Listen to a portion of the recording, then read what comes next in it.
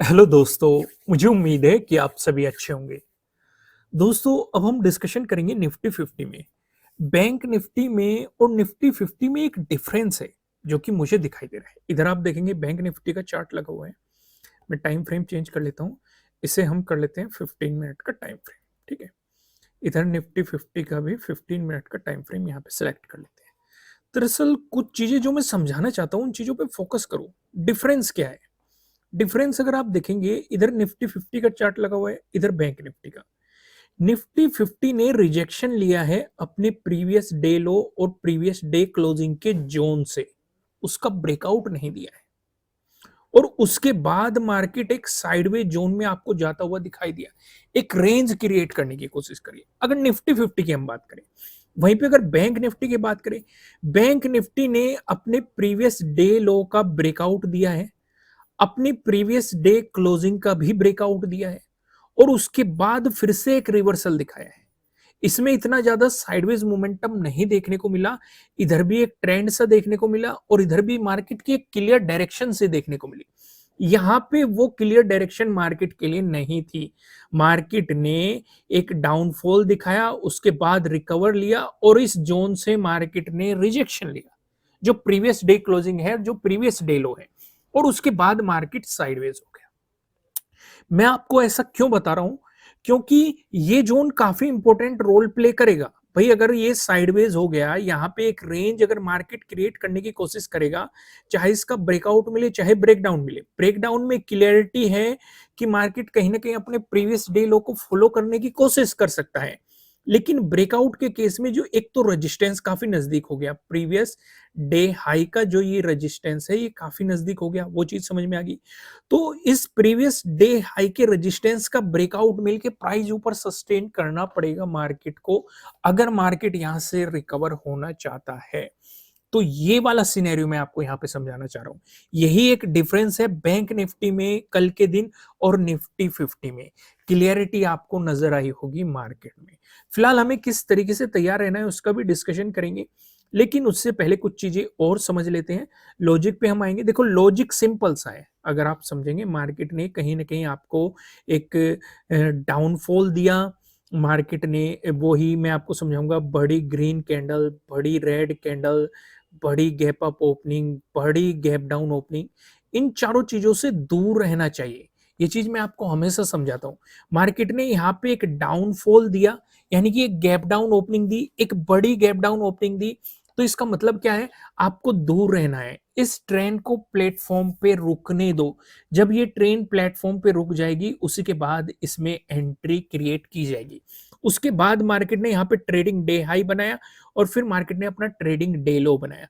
अगर market trading day high को निकालता तो कहीं ना कहीं मार्केट गैप फिलिंग की तरफ जा सकता था, लेकिन थोड़ा-सा सतर्क रहना था, क्योंकि यहाँ पे एक तो आपको हाफ क्वांटिटी में काम करना था, क्योंकि पहले दिन भी आपको एक रिवर्सल ट्रेंड देखने को मिला था, एक डाउनफॉल देखने को मिला था, और आज के दिन भी आपको वो कहीं न कहीं देखने को मिला। या फिर मार्केट अपने ट्रेडिंग डे लो का ब्रेकडाउन दे, तब आप नेगेटिव मोमेंटम की प्लानिंग कर सकते हैं। और ये ट्रेंड की डायरेक्शन में भी था। ओवरऑल अगर आप डायरेक्शन देखेंगे, उसके कंपैरेटिवली भी सही था। मार्केट ने आपको ट्रेडिंग डे लो का ब्रेकडाउन दिया और एक डाउनफॉल सीधे सीधे मार्केट ने यहाँ पे आपको बनते हुए दिखाया है।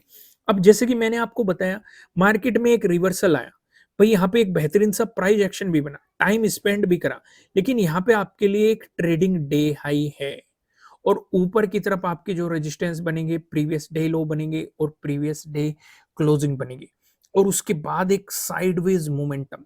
तो यानी कि यहाँ पे मार्केट क्वेश्चन खड़े कर देता है कि कल के लिए किस तरीके से प्लान होने चाहिए। तो आइए इसका भी डिस्कशन करते हैं। पहले हम वन डे के टाइम फ्रेम पे चलते हैं। यहाँ पे कुछ चीजें समझने की कोशिश करते हैं, क्या सिनेरियो हमें नजर आ रहा है। जैसे कि डिस्कशन क्या किया गया था, एक डिस्कशन और किया था मैंने कल। यहाँ पे मैं दो चार्ट लगा लेता हूँ। एक तरफ हम बैंक निफ्टी का लगा लेंगे। बैंक निफ्टी का इधर चार्ट हम यहाँ पे सिलेक्ट कर लेते हैं। बैंक निफ्टी का भी डिस्कशन यहाँ पे क्लियर क्लियर करेंगे हम। यहाँ पे आप देखेंगे बैंक निफ्टी में जो ये सपोर्ट जोन थे, मार्केट इनका ऑलरेडी ब्रेकडाउन दे चुका था, इस तरह का सिनेरियो क्रिएट करा था। लेकिन निफ्टी 50 में हमें ब्रेकडाउन नहीं मिला था। मैंने आपको लास्ट टाइम भी समझाया था। आज मार्केट ने इस वाले सपोर्ट जोन का भी आपको ब्रेकडाउन दे दिया है। ये वाली सिचुएशन भी समझ में आ गई। ब्रेकडाउन आपको मिल चुका है और मार्केट ने इसे रिटेस्ट भी किया है और वहां से रिजेक्शन भी लिया है। बात वही आती है कि भाई एक सपोर्ट जोन था, ब्रेकडाउन मिल गया तो उसकी रेजिस्टेंस की तरह एक्ट करने की पॉसिबिलिटी बढ़ गई। ये मैं आपको क्यों समझा रहा हूं? ये मैं आपको इसलिए समझा रहा हूं क्योंकि अगर कल भी आपको पॉजिटिव मोमेंटम देखने को मिला तो आपके लिए जो पहले रेजिस्टेंस की पॉसिबिलिटी रहेगी वो इसी जोन में आपके लिए पहले रेजिस्टेंस की पॉसिबिलिटी रहने वाली है। तो इस चीज का हमें खास ध्यान रखना है कि मार्केट यहां से रिजेक्शन ले रहा है, कोई बेयरिश पैटर्न बनाने की कोशिश कर रहा है या फिर इसका ब्रेकआउट देके मार्केट एक मोमेंटम देने की कोशिश कर रहा है, उस सिचुएशन पे हम यहाँ पे फोकस करेंगे। फिलहाल मैं आपको सीधा 15 मिनट के टाइम फ्रेम पे लेके चलता हूँ और वहां पे चीजें समझने की कोशिश करते हैं। इंपॉर्टेंट चीज क्या हो गई, ये आपके लिए क्या हो गया, प्रीवियस डे हाई हो गया, ये आपके लिए क्या हो गया, प्रीवियस डे क्लोजिंग हो गया, ये आपके लिए क्या हो गया, प्रीवियस डे लो हो गया। अगर मार्केट फ्लैट ओपन होकर आपको पॉजिटिव मोमेंटम दिखाता है इस वाली सिचुएशन पे, जैसे कि मैं आपको कह रहा हूं कि ऊपर की तरफ ज्यादा बड़ा एरिया नहीं है क्योंकि एक रुकावट प्रीवियस डे हाई है, साथ के साथ ये वो रेजिस्टेंस जोन भी है जो मैंने अभी आपको वन डे के टाइम फ्रेम पे दिखाया था। मैं आपको एक बार फिर दिखाता हूं क्योंकि काफी इंपॉर्टेंट रोल प्ले ये करने वाला है। इधर आप देखेंगे निफ्टी 50 का चार्ट लगा हुआ है, इस वाले जोन पे फोकस करो। भाई ये पहले एक इंपॉर्टेंट सपोर्ट जोन था, अब ये एक रेजिस्टेंस जोन की तरह एक्ट करने की इसकी पॉसिबिलिटी बढ़ गई। अगर पॉजिटिव मोमेंटम है तो फिर से रेजिस्टेंस की तरह एक्ट कर सकता है। सिचुएशन समझ में आ रही है कि नहीं? तो ठीक वैसे ही अगर फ्लैट ओपन होकर मार्केट पॉजिटिव दिखाता है तो थोड़ा सा सतर्क रहना है। पहला रेजिस्टेंस तो प्रीवियस डे हाई पे ही बनने वाला है, इसका अगर आपको ब्रेकआउट मिलता है तो आप 50 एक्सपोनेंशियल मूविंग एवरेज को भी फॉलो करेंगे। इसका भी ध्यान रखेंगे कि मार्केट पे ये भी एक रेजिस्टेंस की तरह एक्ट करने की इसकी पॉसिबिलिटी बढ़ सकती है। समझ में आ गया? वहीं पे अगर मार्केट फ्लैट ओपन होकर आपको नेगेटिव मोमेंटम दिखाता है इस वाली सिचुएशन पे आप इस सपोर्ट जोन का इंतजार करेंगे क्योंकि यहाँ पे मार्केट ने वो रेंज क्रिएट कर रखी है। जब तक इस रेंज में रहेगा मार्केट के साथ छेड़खानी मत करना, मार्केट से दूर रहना। जैसे ही मार्केट इस रेंज से बाहर निकलता है ऊपर की तरफ एक हल्की सी रुकावट आपके लिए प्रीवियस डे हाई रहेगा, अगर इसे निकालता देता है तो और भी पॉजिटिव मोमेंटम आपको देखने को मिल सकता है। या फिर अगर मार्केट ने इसे नीचे की तरफ निकाल दिया तो आपके लिए जो इंपॉर्टेंट सपोर्ट की पॉसिबिलिटी बनेगी वो प्रीवियस डे लो पे आपको इंपॉर्टेंट की सपोर्ट की पॉसिबिलिटीज दिखाई दे सकती है। उससे पहले सपोर्ट आपको इस एरिया में देखने को मिल सकता है। इन चीजों पे आप थोड़ा सा खास ध्यान रखेंगे। वहीं पे अगर मार्केट आपको गैप अप ओपनिंग देता है, गैप अप ओपनिंग का डिस्कशन करने से पहले मैं आपको बता दूं आपके लिए किसी भी तरह का ना तो कोई बाय रिकमेंडेशन है ना ही कोई सेलिंग रिकमेंडेशन है। ये जस्ट एजुकेशनल पर्पज से बनाई गई एनालिसिस वीडियो है। इन्वेस्ट करने से पहले आपको अपनी रिसर्च करनी है, अपने इन्वेस्टर की सलाह लेनी है क्योंकि प्रॉफिट भी आपका होने वाला है, लॉस की जिम्मेदारी भी आपको अपने आप लेनी है।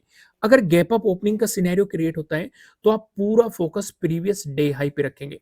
अगर मार्केट इसी के आसपास गैप अप ओपन हो जाता है और रिजेक्शन लेने लगता है और प्रीवियस डे क्लोजिंग के बीच में ही टाइम स्पेंड करने लगता है तो इसका मतलब मार्केट आपके प्रीमियम को गलाने की कोशिश करेगा या आपको एक रेंज देने की कोशिश बिल्कुल भी नहीं करेगा। तो बेहतर ये रहेगा कि इससे दूर रहना। लेकिन अगर मार्केट गैप अप ओपन होके इसे निकाल देता है तो इसका मतलब यहाँ पे कुछ टाइम स्पेंड करके तो पॉजिटिव साइड आपको अपॉर्चुनिटी मिल सकती है, लेकिन फिर भी थोड़ा सा सतर्क रहना या हाफ क्वांटिटी में काम करने की कोशिश करना। वहीं पे अगर मार्केट गैप अप ओपन होकर अपने प्रीवियस डे क्लोजिंग से नीचे चलना शुरू हो जाता है तो आपके लिए एक सपोर्ट की पॉसिबिलिटीज यहाँ पे हो सकती है। इसका ब्रेकडाउन मिलता है तो इस जोन में आपको सपोर्ट की पॉसिबिलिटीज हो सकती है। इसका ब्रेकडाउन मिलता है तो प्रीवियस डे लो आपके लिए काफी इंपॉर्टेंट सपोर्ट के रूप में काम करता हुआ दिखाई दे सकता है। वहीं पे अगर मार्केट आपको गैप डाउन ओपनिंग दे देता है इस वाले सिनेरियो पे आप पूरा ध्यान रखेंगे ये वाली जो रेंज है, अगर मार्केट इसी के आसपास गैप डाउन ओपन होकर नेगेटिव मोमेंटम दिखा देता है तो प्रीवियस डे लो और ये वाले सपोर्ट जोन आपके लिए काफी इंपॉर्टेंट रोल प्ले करेंगे। लेकिन अगर गैप डाउन ओपन होकर मार्केट पॉजिटिव होना शुरू हो जाता है तो पॉजिटिव साइड बिल्कुल भी मत जाना क्योंकि पहली बात मार्केट ने अभी इस रेंज को पार नहीं किया है। दूसरी बात अगर मार्केट इस रेंज को पार भी करता है तो आपके लिए जो अगला रेजिस्टेंस है प्रीवियस डे हाई है, यानी कि छोटे मोटे ही आपको टारगेट लेके चलने हैं पॉजिटिव साइड। इस चीज का आपको ध्यान रखना है। लेकिन अगर वॉल्यूम अच्छा खासा आ गया, मार्केट इसे भी निकालता हुआ ऊपर निकल गया तो एक बेहतरीन सी अपॉर्चुनिटी भी आपको मार्केट में देखने को मिल सकती है। दोस्तों इस वीडियो को लाइक करना, कमेंट करके बताना कि आपको एनालिसिस कैसे लग रहे हैं। नए हो सब्सक्राइब करना, बेल आइकन प्रेस करना जिससे आपको आने वाली वीडियोस के नोटिफिकेशन मिल सकेंगे। फिलहाल इस वीडियो में इतना ही, फिर मिलेंगे किसी नेक्स्ट वीडियो में किसी अच्छे कंटेंट के साथ। Thank you.